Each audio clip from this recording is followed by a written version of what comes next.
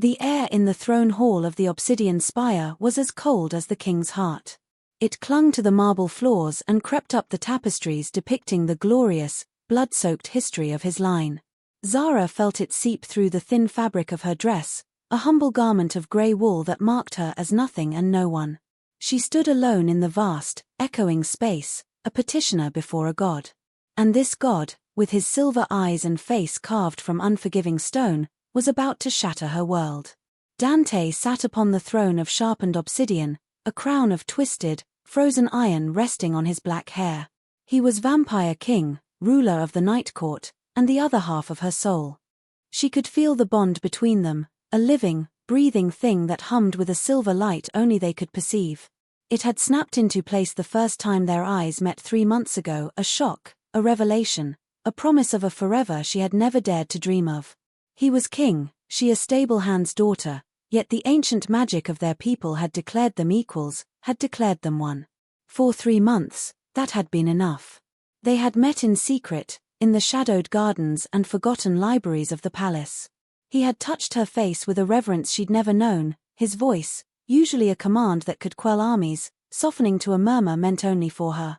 He had spoken of a future, of changing the old ways, of a love that could bridge the chasm between their stations. Zara, who had owned nothing in her life, had believed him. She had given him everything. Now, he would not meet her eyes. His gaze was fixed on the High Council elders flanking his throne, their faces grim and satisfied. The scent of ozone and bitter herbs, the components of the severing ritual, filled the hall. Zara of the Low Quarter, Dante's voice boomed, stripped of all its former tenderness. It was the king's voice, a weapon of ice and steel. You have been brought before this court to bear witness to a decree. The fated mate bond, recognized between yourself and I, is a complication the kingdom cannot afford. The line of succession demands purity. It demands strength. It demands a noble queen who can secure alliances and bear a true heir. Each word was a physical blow. A complication.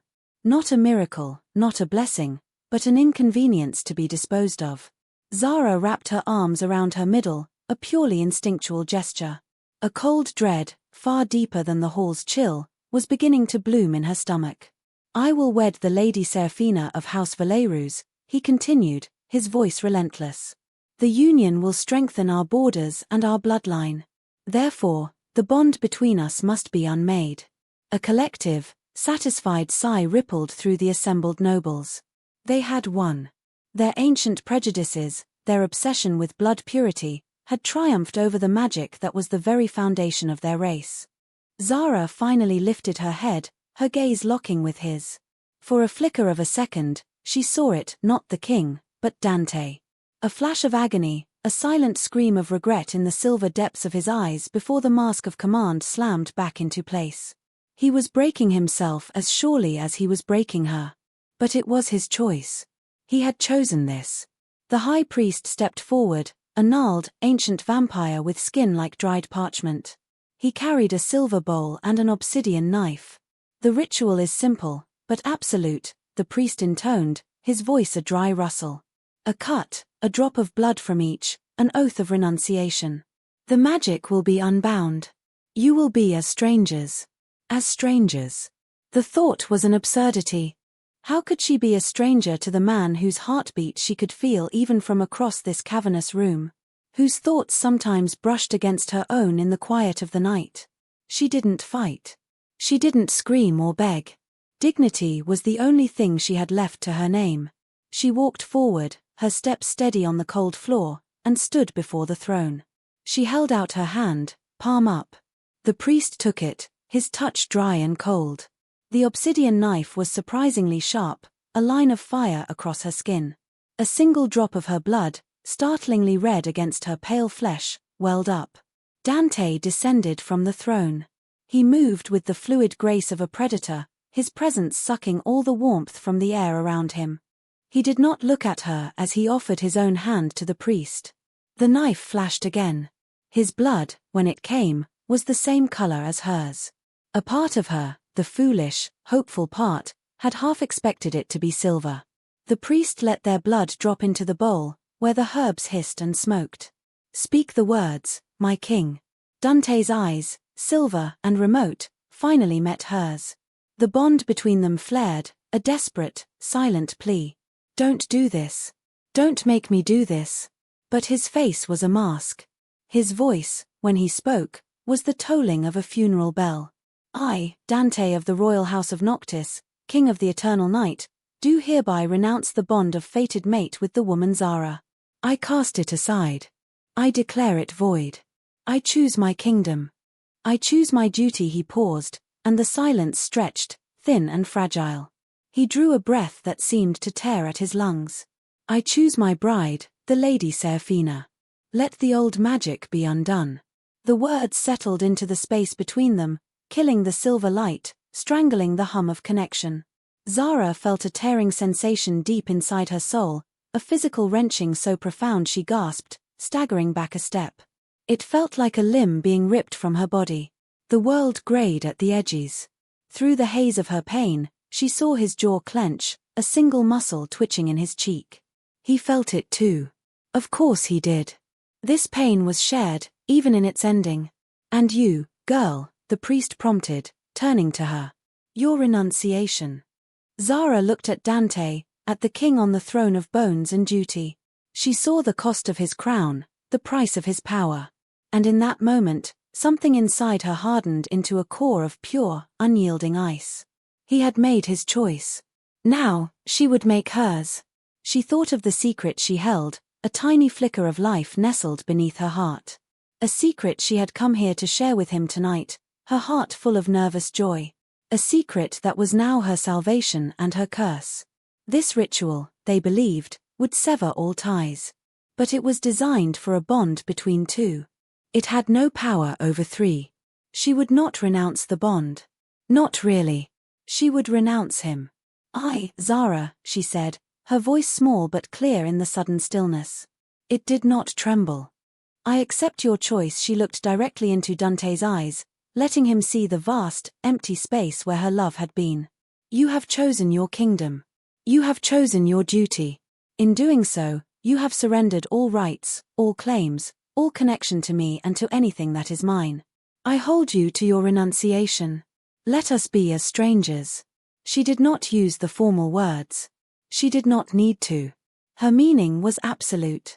She turned, before the priest could protest, before the king could command her to stay, and walked away. She did not run. She walked with the measured tread of a queen leaving a conquered territory, her head held high. With every step, she felt the bond withering, not vanishing, but going dormant, a severed nerve that would ache for a lifetime. She did not look back. She could feel his eyes on her, a physical weight, but she did not look back. She walked out of the throne hall, out of the palace, and out of his life, carrying their son into the wilderness of the world alone. 10 years. A decade can pass like a single breath or an eternity. For Dante, it had been an eternity of breaths, each one shallower than the last. He sat on the same obsidian throne, the iron crown heavier now, its cold a permanent fixture against his skin. The kingdom was stable, the borders secure. His marriage to Seraphina was a monument to political expediency, a cold, sterile alliance that had produced no air, no warmth, and no joy. The fated mate bond, the one he had publicly severed, had left a phantom limb in his soul. It ached on cold nights, a dull, persistent throb that reminded him of all he had sacrificed for a crown that brought him no comfort. Seraphina had grown bitter, her beauty curdling with her disappointment. The lack of a child was a public humiliation for them both, a constant whisper in the court.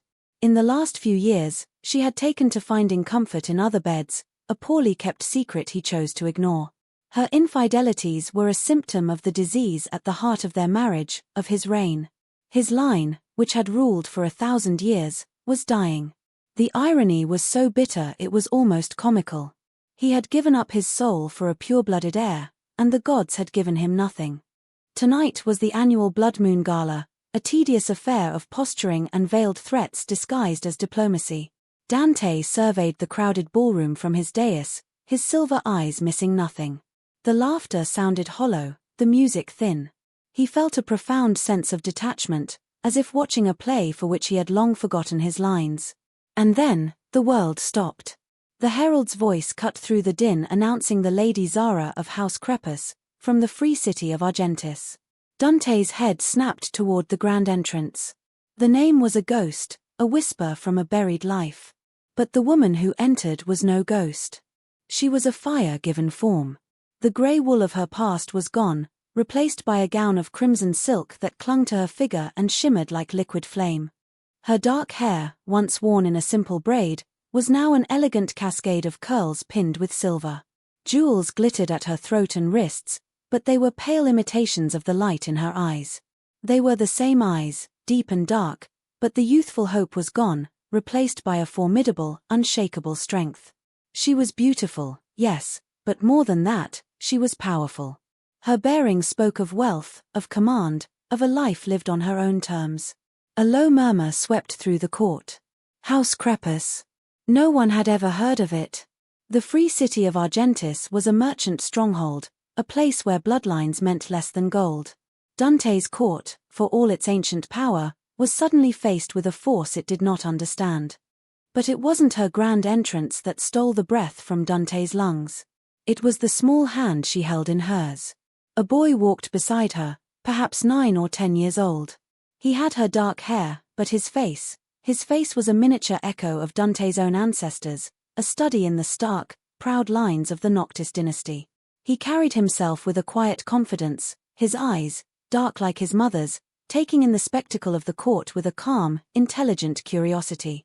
He was dressed in a finely tailored jacket of black velvet, and as he moved, the cuff of his left sleeve slid back just enough. Dante's heart, a muscle that had beat with monotonous duty for a decade, stopped cold. There, on the back of the boy's hand, was a mark he knew as well as his own reflection. A delicate, intricate whirl of silver, like a dusting of moonlight on the skin. The bloodline mark of the Noctis kings. It was a genetic signature so rare it appeared only in the direct royal line, a visible manifestation of their unique magic. Dante had one. His father had one. And this child, this impossible child, had one too. The room, the music, the people, it all faded into a roaring silence in Dante's ears. The phantom ache in his soul erupted into searing, agonizing pain. The ritual. The severing. It was meant to be absolute. It was meant to erase every connection. But there was only one way a child could bear that mark. Only one way the magic could have been so deeply intertwined that a ritual of unmaking could fail. She had already been pregnant. The realization struck him with the force of a physical blow. He felt the blood drain from his face. 10 years. For 10 years, she had hidden his son from him. His heir. The heir he had sacrificed everything for, the heir he had been told he could never have with her, had existed all along.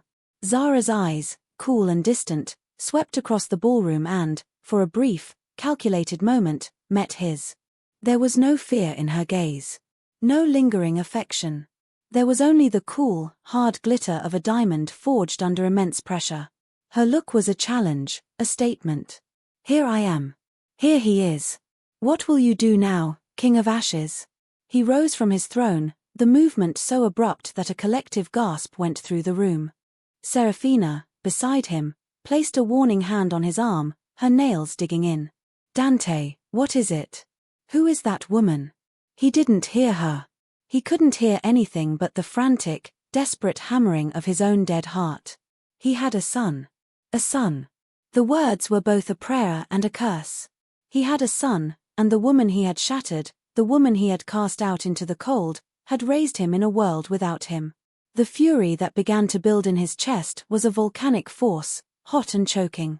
It was a rage born of a decade of loss, of emptiness, of a grief he hadn't even known he was carrying.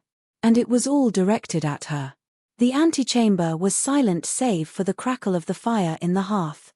The heavy velvet curtains muffled the sounds of the gala, creating an insular world for the confrontation Dante had demanded. He had sent his royal guard to escort her, a command, not an invitation. She had come without protest, her composure an infuriating shield against the storm raging within him. The boy, Elias, had been left with a severe-looking governess, his small face betraying a flicker of concern before his mother had given him a reassuring nod. Now, they were alone. Dante paced before the fire, the movement of a caged wolf. The regal calm he had maintained for a decade had shattered, leaving behind the raw, incandescent fury of a man betrayed.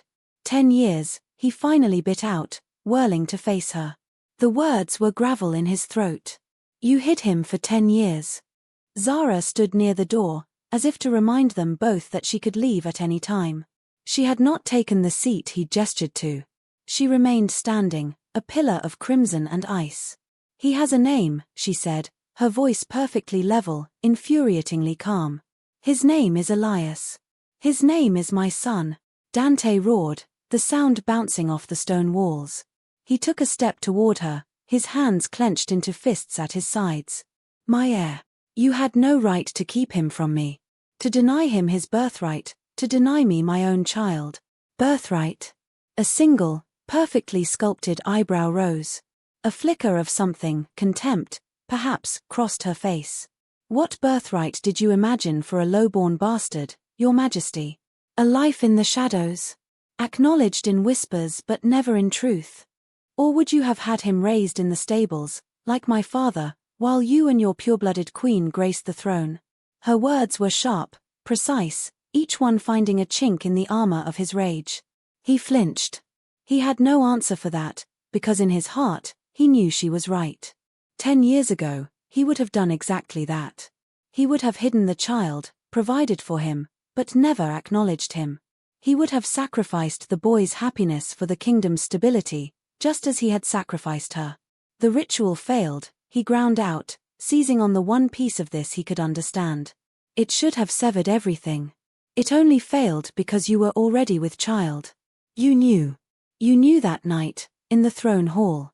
You knew and you said nothing. I knew that I was carrying a life, she corrected, her voice dropping, taking on a dangerous edge. A life that you, in your infinite wisdom, had just declared a complication the kingdom cannot afford. What was I to do, Dante? Plead. Beg you to accept the child of a woman you had just publicly cast aside? Should I have handed him over to you and your new bride to be raised as a political tool or a shameful secret? She took a step toward him, and for the first time, he saw the fire beneath the ice.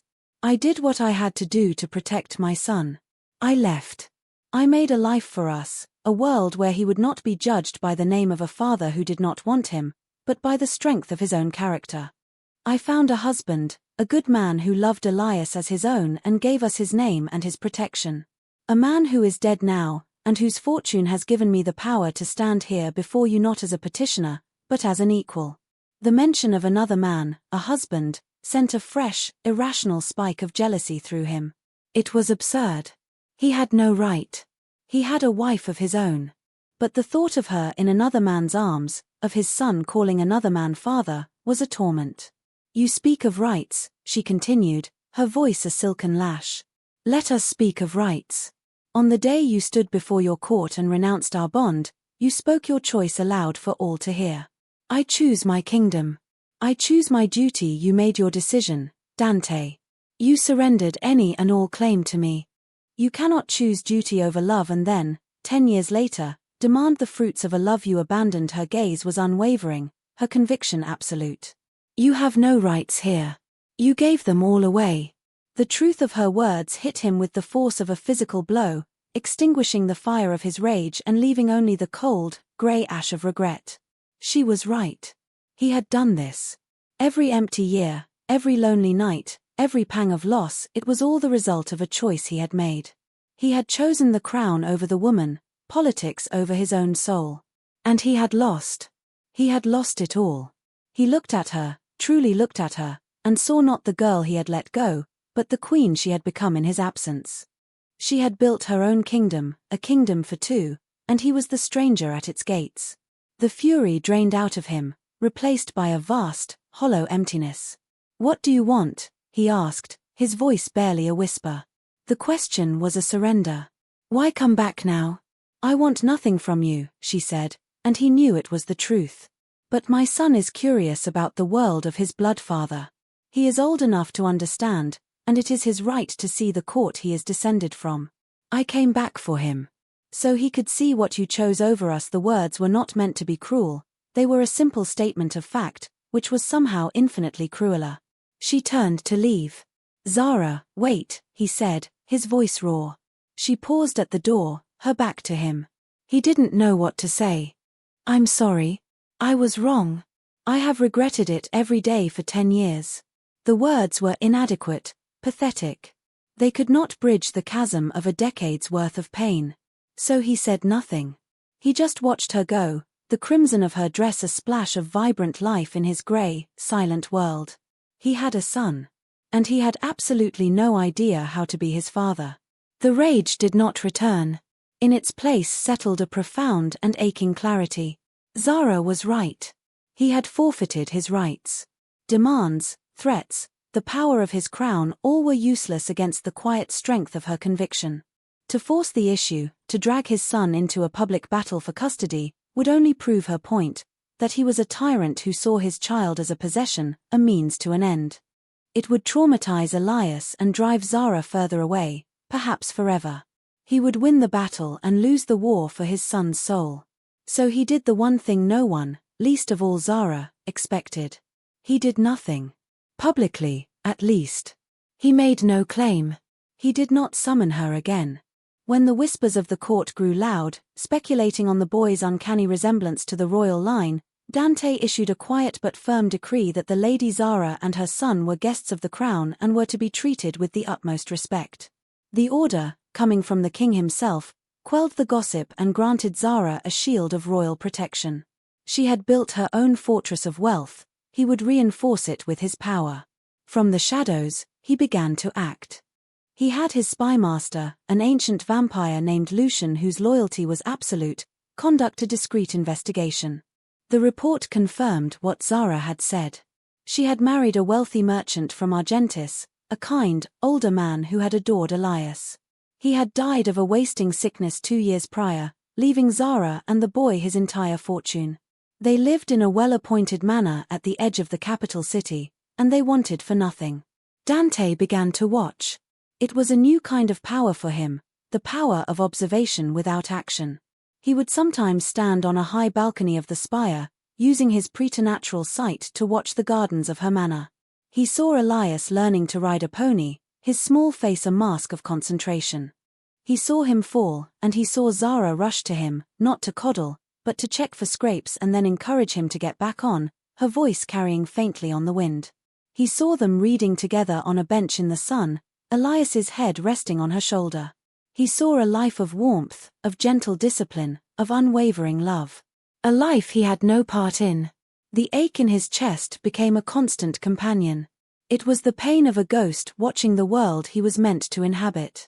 He saw the gaps he could fill, the pony was old and slow, the boy's sword-fighting tutor was competent but uninspired. He saw the dangers he could mitigate, the manor's security was adequate for a merchant's widow, but not for the mother of the king's only son. He started to move, not as a king, but as a phantom benefactor. A new pony, a spirited black mare, was delivered to the manor, a gift from an anonymous admirer of the late Lord Crepus's business acumen. A new tutor arrived, a retired master-at-arms from the royal guard, with a letter of recommendation from a guild in Argentis that Lucian had forged. Dante had his own elite guard, the Shadow Cloaks, patrol the perimeter of her estate, invisible to all but him. They reported back daily. The boy had mastered a new riding trick, he had asked his mother why the sky was blue, he had scraped his knee climbing an oak tree. These small, mundane details became the center of Dante's world. He learned his son's favorite color was green. He learned he was fascinated by cartography and had a talent for drawing. He learned he had his mother's quiet determination and, Dante admitted with a pang of pride, a sliver of his own stubbornness. Zara must have known. She was too intelligent not to suspect the source of these convenient windfalls. A woman who had built a life from nothing would not believe in such rampant good fortune. But she said nothing. She accepted the gifts, utilized the tutors, and lived within the invisible circle of his protection without acknowledgement. It was a silent, unspoken truce. He would not demand, she would not refuse. He was allowed to be a provider, but not a father. A guardian, but not a presence. The first year passed in this strange, distant dance.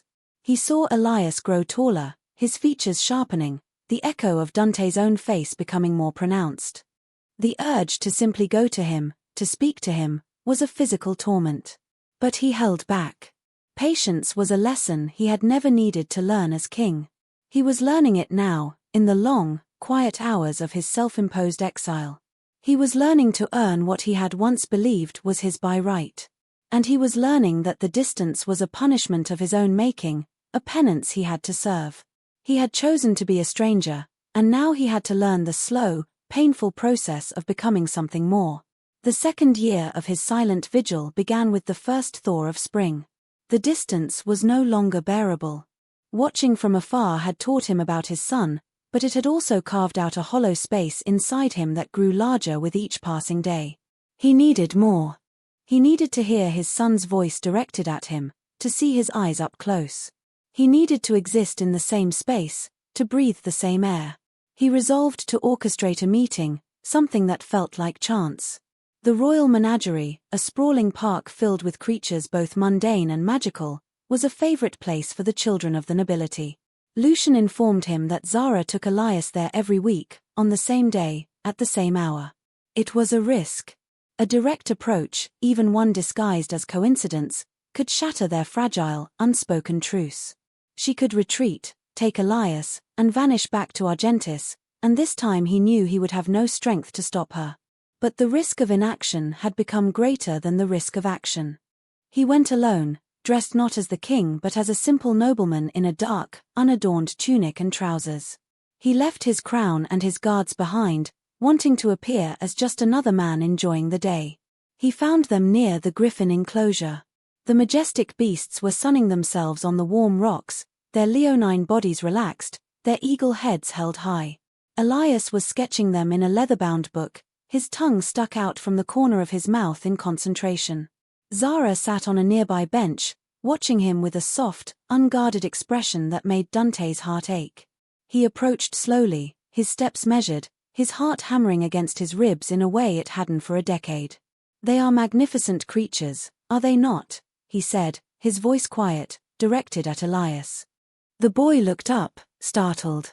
His dark eyes widened slightly as he took in Dante. There was no fear, only a flicker of intense curiosity. Zara was on her feet in an instant, her body instinctively positioning itself slightly in front of her son. Her face was a mask of cool neutrality, but he could see the tension in her shoulders.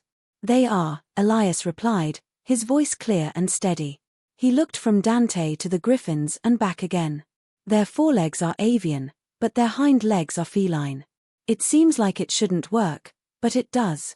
Dante smiled, a genuine, unpracticed expression. An astute observation. The magic that binds them is older than the mountains. It holds a balance between sky and earth. He gestured to the sketchbook. "You have a remarkable talent. You've captured the line of the wing perfectly." A faint blush touched Elias's cheeks. "Thank you, my lord." He glanced at his mother, a silent question in his eyes. "Elias, we should be going," Zara said, her tone polite but firm. It was a dismissal. "Of course," Dante said, his smile not faltering. He did not want to push, not on this first, fragile encounter. But he couldn't leave without giving them something. He reached into a pouch at his belt and pulled out a small, smooth stone. It was a lodestone, naturally magnetic, humming with a faint, almost imperceptible energy. "A small gift, for a fellow artist," he said, offering it to Elias. "From the deepest caves beneath the spire. They say if you hold it while you draw, it helps guide your hand toward the true north of your subject." Elias looked at the stone, then at his mother. Her expression was unreadable. For a long moment, she said nothing. The silence stretched, filled with the weight of 10 years of unspoken history. Dante held his breath. This was the moment. She could refuse, could pull her son away and end this before it began. Then, slowly, she gave a single, almost imperceptible nod. Elias's face broke into a brilliant smile. He reached out and took the stone, his small fingers brushing against Dante's. The touch was electric, a jolt of connection so powerful Dante almost flinched. "Thank you," the boy breathed, his eyes shining as he examined the stone. "You are most welcome, Elias," Dante said, his voice thick with an emotion he couldn't name. He met Zara's eyes over their son's head. He tried to convey everything he couldn't say. Thank you. This means everything. I will not betray this trust. She simply held his gaze, her expression still guarded, but the hard, defensive line of her mouth had softened, just slightly. It wasn't forgiveness. It wasn't even acceptance. But it was a beginning. It was a door, cracked open just enough for a sliver of light to get through. He gave them a small, formal bow and walked away, the phantom sensation of his son's touch burning on his skin, a spark of impossible hope kindled in the desolate landscape of his heart. The delicate truce held. Their encounters in the menagerie became a weekly ritual, a silent appointment. Dante would appear, and Zara would permit him to stay. The conversations were always light, centered on Elias, his drawings, his studies, the magical creatures around them. Dante learned to speak a new language, one devoid of command or expectation. He learned to ask questions and truly listen to the answers. He spoke of history, of magic, of the world beyond the capital, sharing his knowledge not as a king bestowing wisdom, but as one person sharing a passion with another. Elias, for his part, was a bridge. His youthful innocence and open curiosity spanned the chasm of bitterness between his parents. He was cautious at first, but soon grew to anticipate the appearances of the quiet, knowledgeable lord who treated him not as a child, but as an intellectual equal. He would save his best drawings to show him, would come armed with questions about dragon lore or the migratory patterns of hippogriffs. Zara remained a watchful, silent presence. She rarely joined the conversations, content to observe from her bench. But Dante noticed the small changes. The tension in her shoulders would ease a little sooner each time he arrived. The cool mask of neutrality would occasionally slip, revealing a flicker of amusement when Elias said something particularly clever, or a hint of warmth when Dante praised their son's insight. She was testing him, he knew. Watching to see if he would overstep, if his patience was a performance. He was determined not to fail. The illusion of their peaceful coexistence was shattered on a sweltering midsummer afternoon. The Queen was hosting her annual garden party, a lavish affair that Zara and Elias, due to their status as protected guests of the crown, were obliged to attend.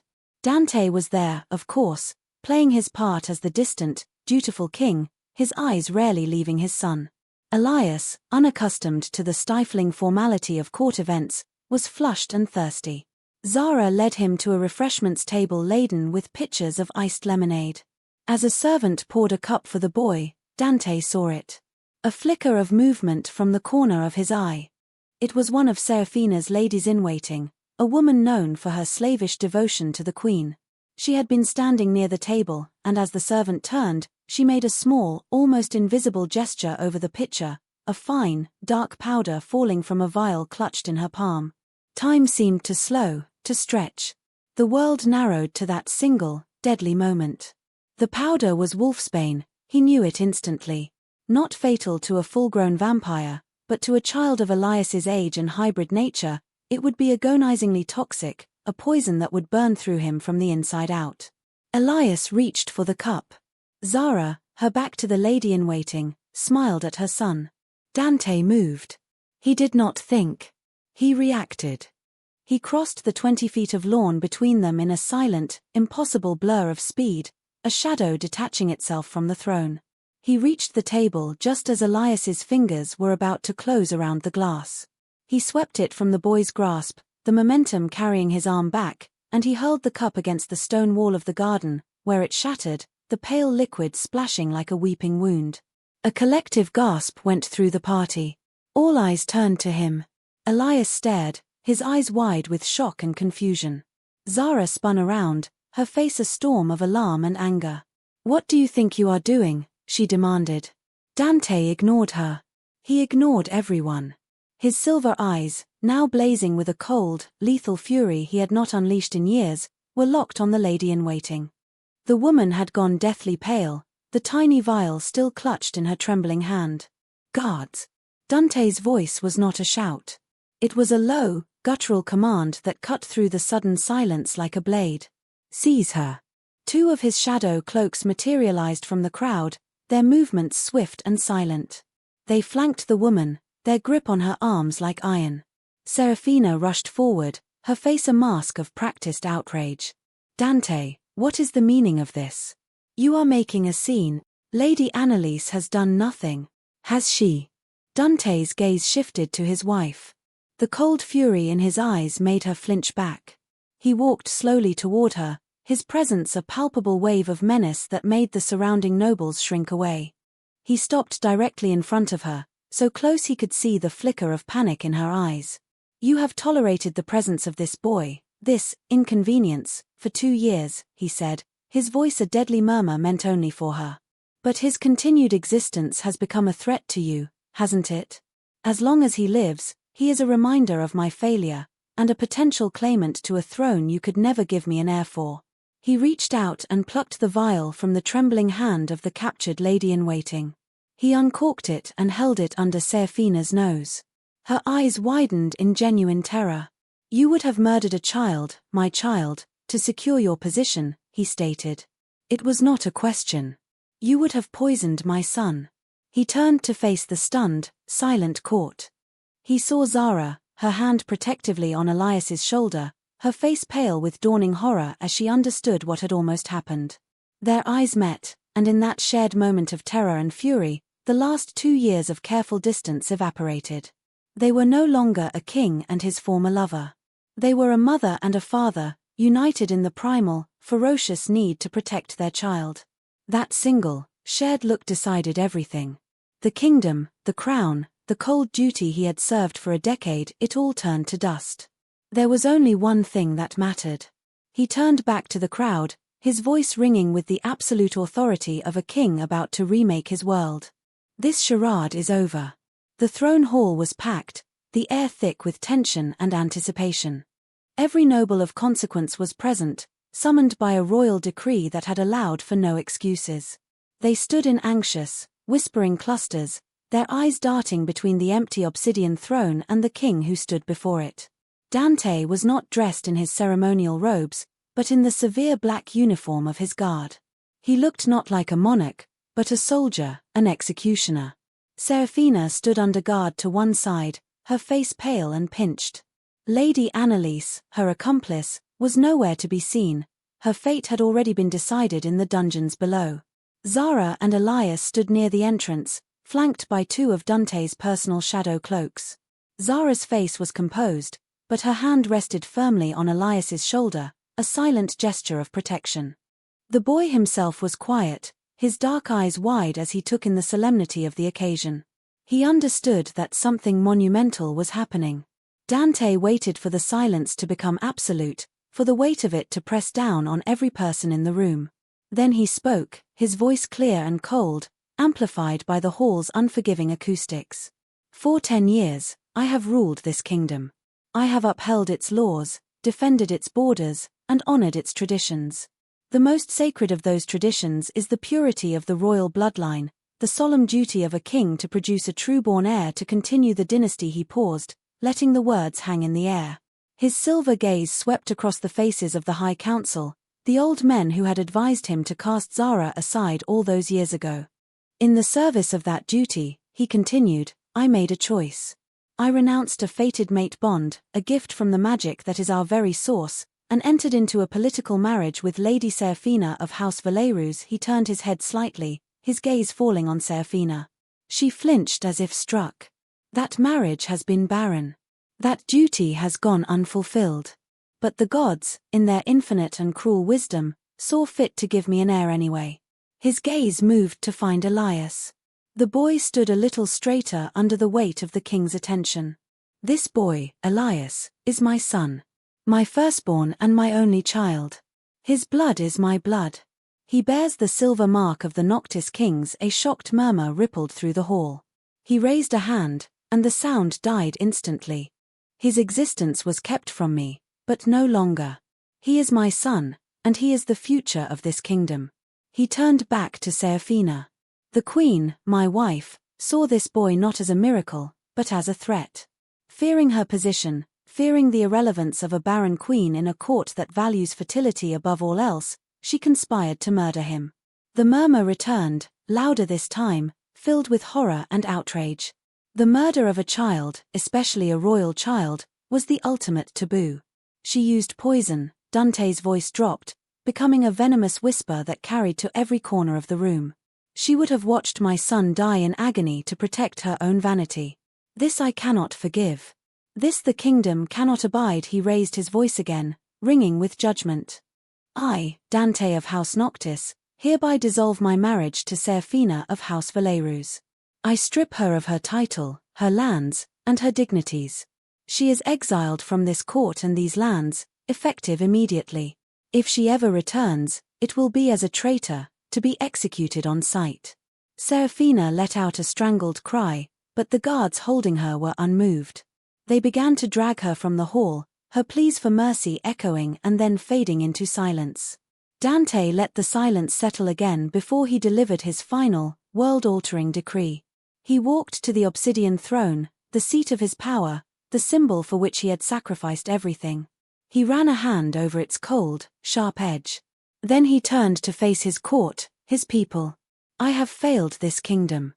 Not in matters of state, but in matters of the heart, which are the foundation of all else. My choice 10 years ago was born of fear of instability, fear of breaking with tradition. That fear led me to commit a great injustice. It led my wife to commit a great crime. It has brought shame upon my house and my reign. He took a deep breath. A king who rules from fear is no king at all. And a man who cannot protect his own family is not fit to protect a nation. Therefore, I will no longer be your king. This time, the sound was a collective, disbelieving gasp. The High Council elders looked as if they might faint. I hereby abdicate the throne of the eternal night, Dante declared, his voice ringing with finality. He looked directly at his son. I name as my successor my son, Elias of House Noctis. He will be king. The hall erupted into chaos. Shouts, protests, questions. Dante ignored them all. He held up a hand, and the sheer force of his will slowly quieted the room.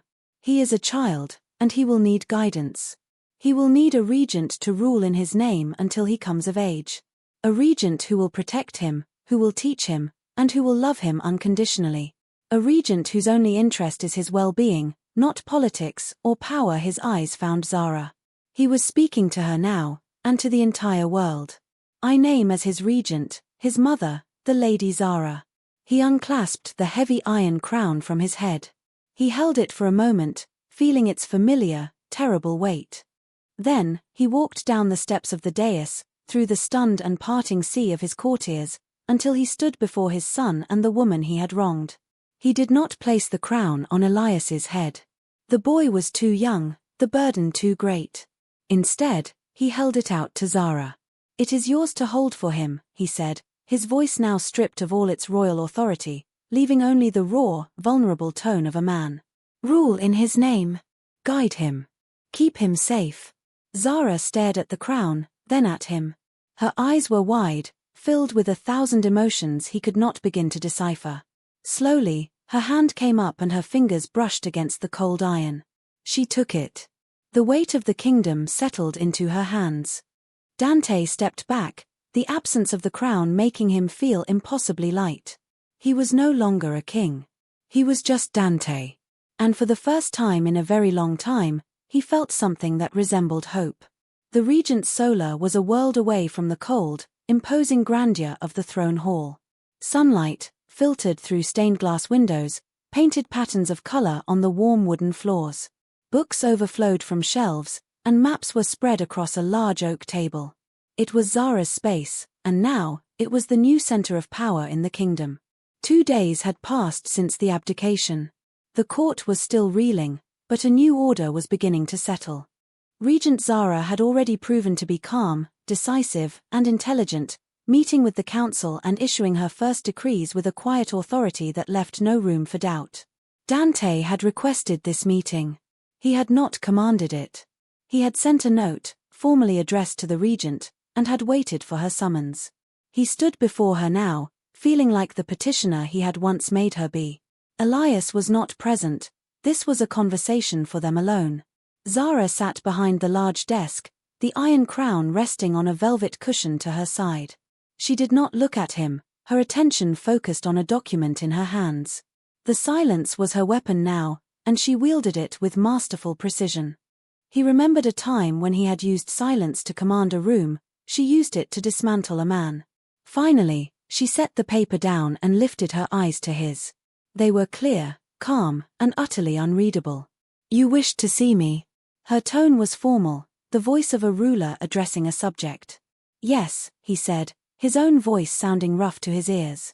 He had rehearsed this 100 times in his mind, but the words still felt clumsy, inadequate. "Zara, he stopped. There was no title he could use. Lady Zara felt too distant, regent too formal.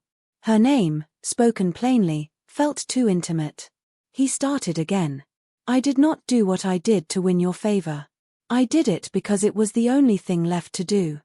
It was the only way to ensure Elias was safe, to right the monumental wrong I set in motion 10 years ago." She said nothing, her gaze unwavering. She was waiting.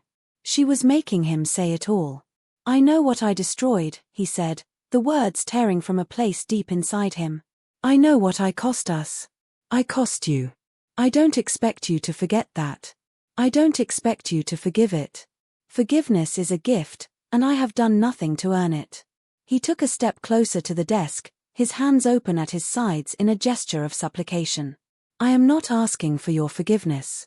I am not asking to be your mate, or your husband, or your king.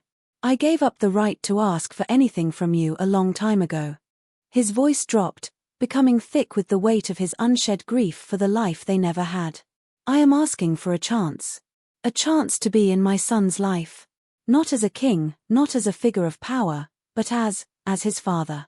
I want to teach him to wield a sword. I want to read the histories with him. I want to be there to see him grow into the king he will one day become. And I want to be there for you, not as a ruler, but as a support. An advisor. A guard. Whatever you need. I will serve you and our son in any capacity you see fit." He finally ran out of words. He had laid himself bare. He had offered up the broken pieces of himself with no expectation that she would accept them. He had surrendered all his power, first his crown, and now his pride. He stood before her, waiting for her judgment. Zara was silent for a long time. She looked from his face to the crown, then back again. He saw a flicker of the girl she had been, the one with the hopeful eyes in the palace garden, before it was subsumed by the strength of the woman she had become. When she finally spoke, her voice was quiet, but it held the unyielding strength of bedrock. "You speak of earning things," she said. "You are right. You have earned nothing. Not yet." She rose from her chair and walked around the desk until she stood directly in front of him.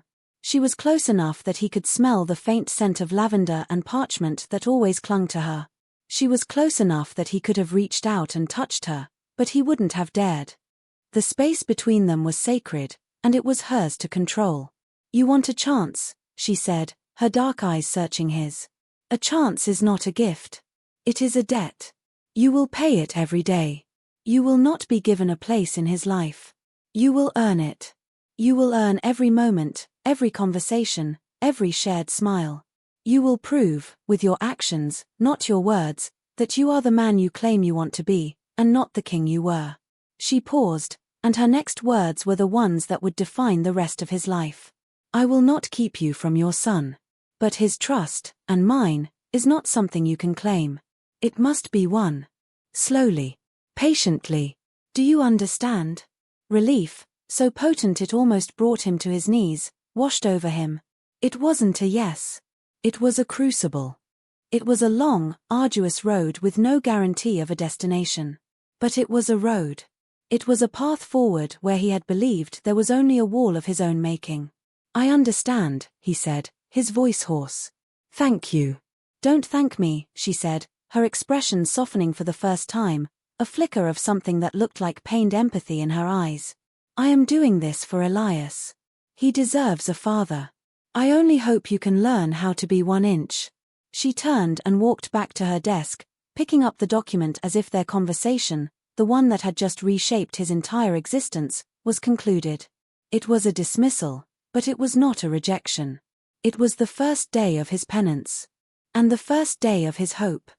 He gave a small, formal bow to the regent of his kingdom, the mother of his son, and left her solar with the weight of her challenge settling upon his shoulders.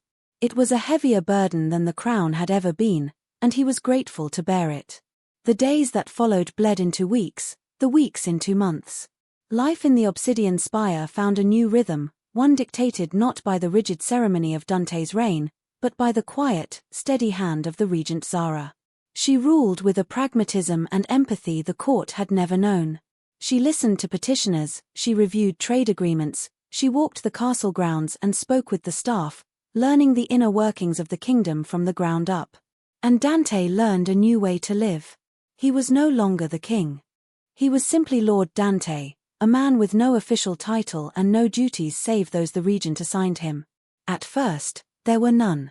He was a ghost in the palace he had once commanded, his presence a constant, silent question. He kept his word. He did not push, did not demand. He made himself available. He would spend his mornings in the training yard, practicing his forms with a discipline that bordered on obsession.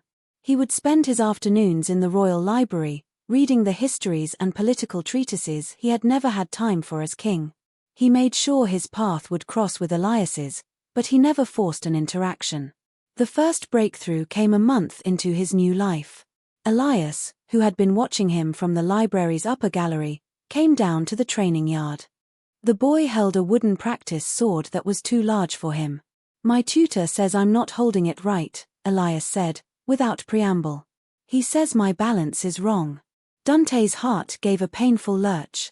He carefully put his own sword aside and turned to his son. "May I see?" he asked, his voice gentle. Elias demonstrated the clumsy stance his tutor had taught him. Dante watched, then nodded. "Your tutor is teaching you the standard form for a royal guard," he explained.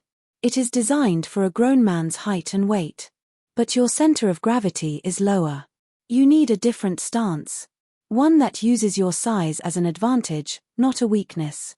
He spent the next hour adjusting the boy's feet, showing him how to hold his shoulders, how to use his hips to generate power. He was patient, his instructions clear and encouraging. He did not talk down to him. By the end of the lesson, Elias was moving with a newfound confidence, the wooden sword no longer an awkward burden but an extension of his arm. "Thank you," Elias said, his face bright with sweat and pride. "The honor was mine," Dante replied, his voice thick with emotion. He glanced up and saw Zara standing in the archway of the yard. She had been watching them. Her expression was unreadable, but she did not intervene. She simply watched for a moment, then turned and walked away. It was a test, and he felt he had, perhaps, passed the first part of it. The sword lessons became a daily ritual. From there, other small moments began to accumulate, like stones building a foundation. Elias would seek him out in the library to ask about a passage in a history book. Dante would explain the political context of a treaty or the strategy of a famous battle, drawing maps on scraps of parchment to illustrate his points. They discovered a shared love for a particular type of sweet cake served by the kitchens, and would sometimes share one in companionable silence. Dante never overstepped. He never presumed to discipline Elias, never contradicted Zara's instructions to him. He was a supplementary presence, a source of knowledge and companionship. He was earning his place, moment by moment. His relationship with Zara remained one of careful, respectful distance. He would attend council meetings at her request, sitting not at the head of the table but in a simple chair against the wall.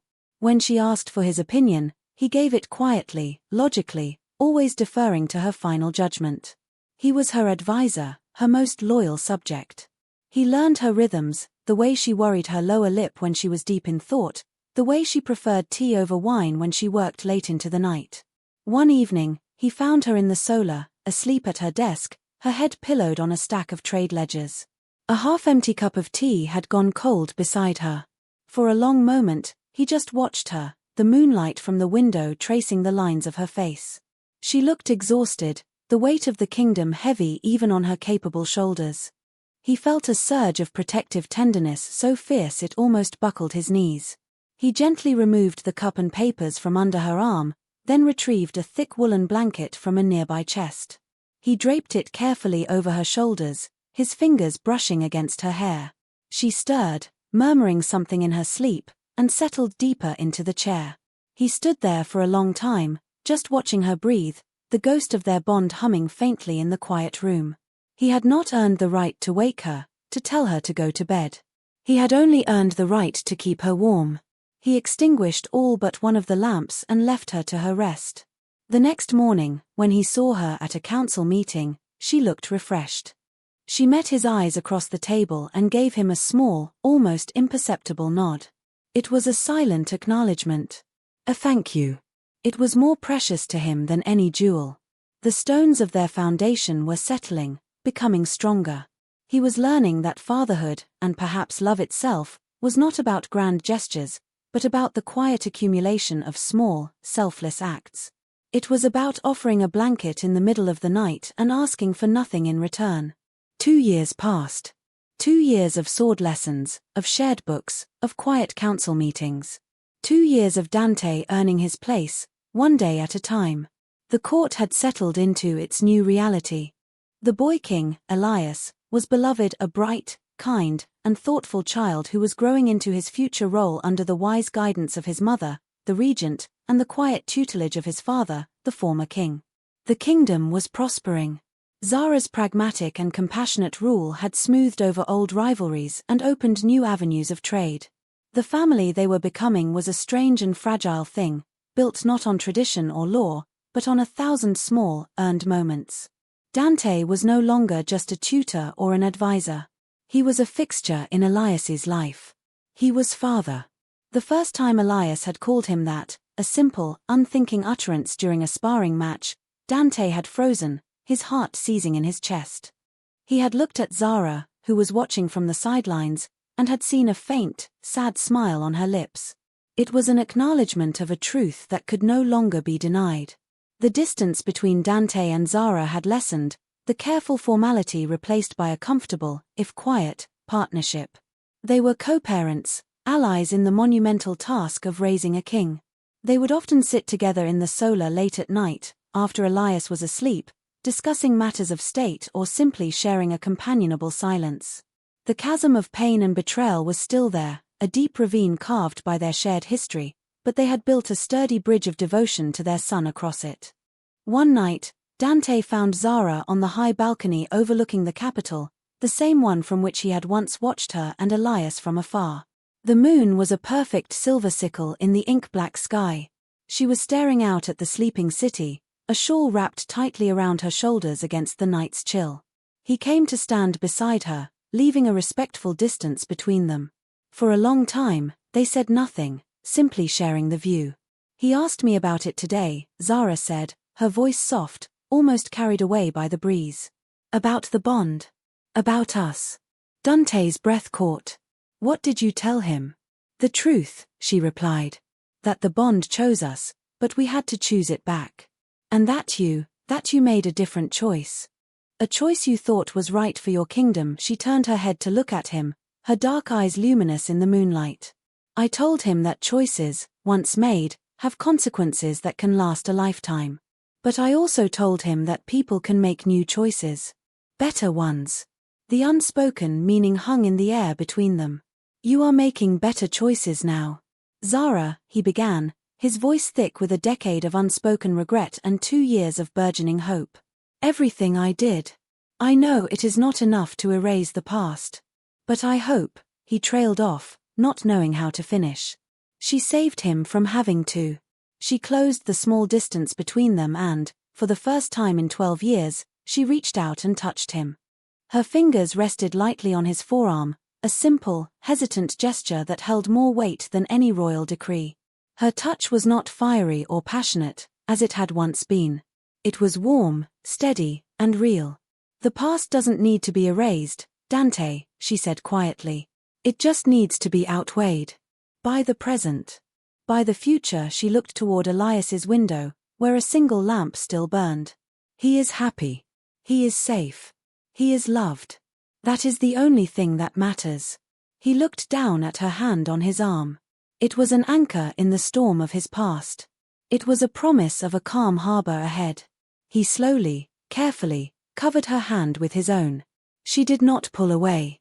The contact was a quiet consummation, not of a rekindled romance, but of a partnership forged in fire and loss, and tempered by patience and love for their child.